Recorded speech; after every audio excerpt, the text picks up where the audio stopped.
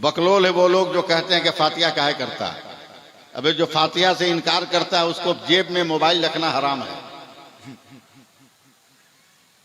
जो फातिहा से इनकार करता है उसको जेब में मोबाइल रखना हराम है।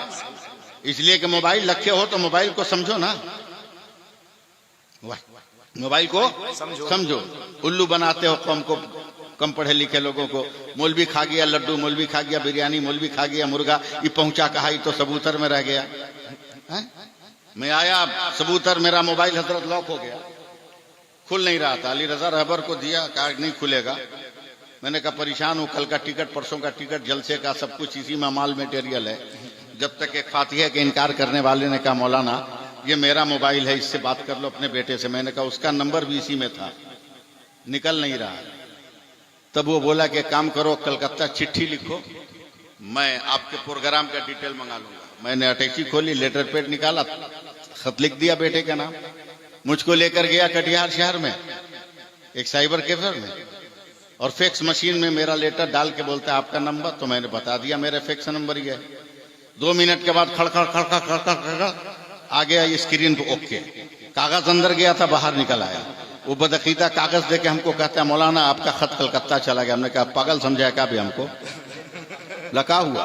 बोले जो कागज तू उनको दिए थे वो तो रिटर्न आ गया, ये दिए थे मेरे पास है, ये चिट्ठी मेरे पास, ये लेटर मेरे पास, ये मीटर मेरे पास, ये लेटर है मेरे पास, ये कलकत्ता गया क्या?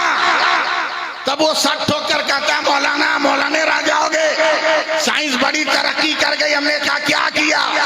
बोला ये देख फैक्स नाम है इसका, लेटर यहीं रहता है, मीटर चला जाता है, जिस्म यहीं रहता है, रूह चली जाती है, वजूद यहीं रहता है, अक्स चला जाता है।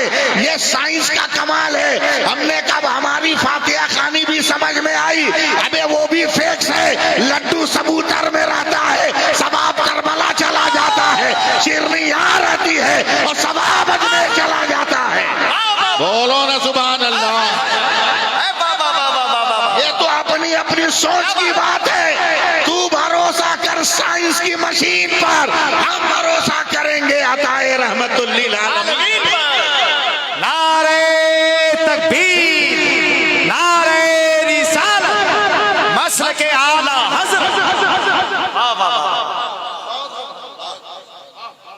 थोड़ी सी सिर्फ तवज्जो दीजिए, तकरीर तो हम लोग कर ही लेंगे मगर पैगाम सुने। अब तो आजकल देखते हैं बारात में इमाम साहब जरूर जाते हैं, ज्यादा खुश मत होंगे इमाम हज़रत। आप मजबूरी में बारात जा रहे हो, खुशी खुशी लड़का वाला नहीं ले गया आपको, वो टेंशन में आपको ले गया। इसलिए कब हर बेटी वाला अपनी बेटी को रुखसती के वक्त कुरान देता है, तो लड़के का बाप तो इस टेंशन में है कि कौन लेके आएगा वहां से कुरान को। इसलिए मस्जिद के इमाम को लेके जाता है कि कम से कम ये तो कुरान उठा के ले आएंगे। अबे जब इतना ही तुमको भरोसा है कि इमाम पाक साफ होता है, तो काहे नहीं इमाम की तरह पाक को साफ होकर कुरान को अपने हाथों पे उठा लेते हो? अरे क्या जिद्दत है, अरे माशाअल्लाह, क्यों नहीं उठा लेते? मैं हजरत की दुआ का मोहताज। एक मुसलमान इंतकाल किया, सुनिएगा ना, है? मैं बहुत चीर फाड़ के बोलने का कायल नहीं हूं, और चीर फाड़ भी सकता हूं, समझे, हवा में बोल के निकल सकता हूं, मगर मैं नहीं, आंख बंद करके तकरीर नहीं करता, आंख खोल के तकरीर करता हूं और दिल के दरवाजा खोलने की कोशिश करता हूं। इंतकाल कर गया, सुन्नी है, मिट्टी दी गई, मिट्टी दी गई, लोगों ने फातिहा पढ़ी, दुआ मांगी गई। दुआ मांगने के बाद चेहरे पे हाथ फेरा ना, तो जितना आदमी हाथ उठा के मुंह पे रखा, कोई मुंह पर से हटा नहीं रहा। 5 मिनट 10 मिनट जो पढ़ा लिखा आदमी था जरा सा गैप किया कि सिर्फ हम है या और कोई है। देखा कब्रिस्तान में जितने मुसलमान हैं सब मुंह पकड़े हुए। बगल वाले को क्यों नहीं मारा? बोला मुंह काहे पकड़े? बोला तू काहे पकड़ा है? बोला हम तो टेंशन में पकड़े हैं। बोला कैसा टेंशन? बोला रब्बे काबा की कसम, न गुलदान छुआ, न फुलदान, न अतरदान, न लोबान, न अगरदान, मगर मेरे हाथ से अजब अजब खुशबू निकल रही। पूरे कब्रिस्तान में हंगामा हो गया, कसम खुदा की मेरे हाथ से भी खुशबू निकल रही। सुभान अल्लाह कह दीजिए ना, खुशबू फैल जाए।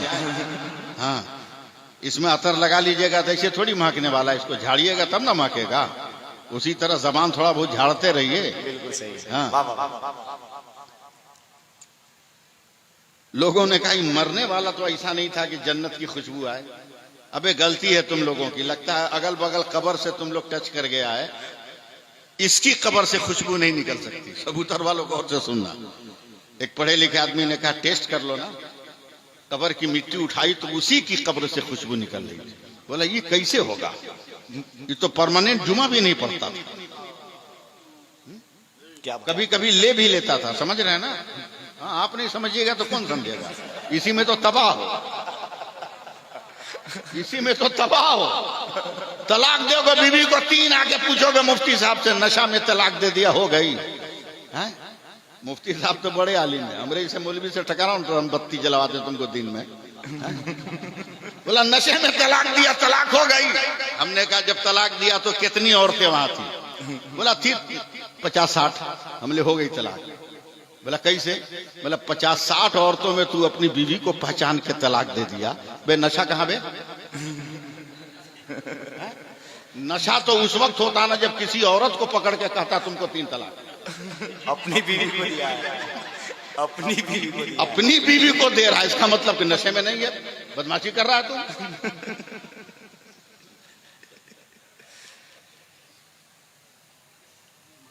ऐसे ही खतरनाक दौर में ये उलमा काम आते हैं। इस लफ्ज पे सुभान अल्लाह को। अरे यार आप लोग जिंदा हो तो बोलो ना। उलमा काम आते हैं। एक आलिम आगे बढ़े, बोला सुन, मुसलमान से बदगुमानी जायज नहीं। बोला क्या मतलब? बोला अल्लाह हमारा गफूरुर रहीम भी है, अरहमुर राहिमीन भी है, लम्हों में बंदों की खता माफ करता। ये 3 महीना से नजर नहीं आ रहा था गांव में, कहीं तौबा करके अंडरग्राउंड कोई इबादत तो नहीं कर रहा था। क्या बात, बदगुमानी क्यों? लम्हों में जब अल्लाह खता माफ फरमाता है, क्या बात, तो जहन्नमी को जन्नती नहीं बना सकता। नुक्ता देखे माशाअल्लाह। सुन रहे हैं ना आप लोग? सुनिए। आलिम ने कहा एक काम कर, ज्यादा नुक्ता चीनी मत कर, चल इसके घर और चल के तहकीक कर लेते हैं।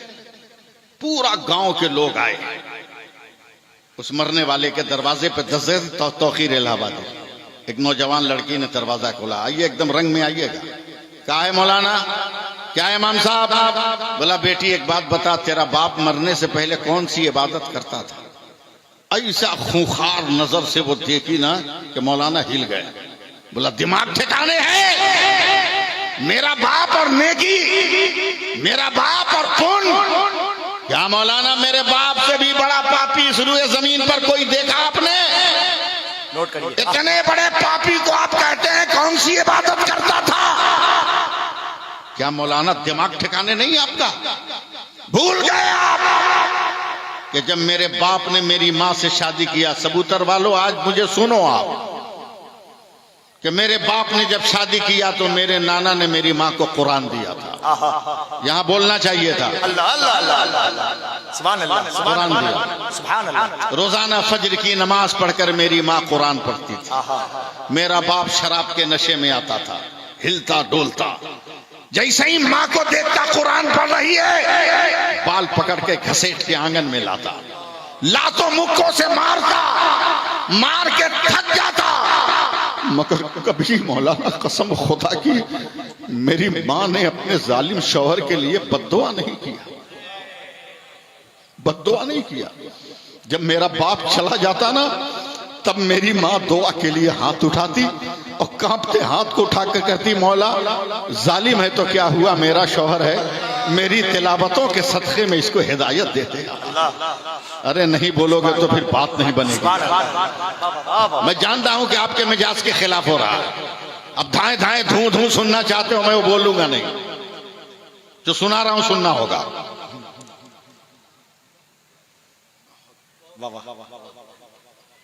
कभी बद्दुआ नहीं किया। वो बाप होश में आए जो बेटी को जहेज में स्कूटी दे रहा है, वो माए होश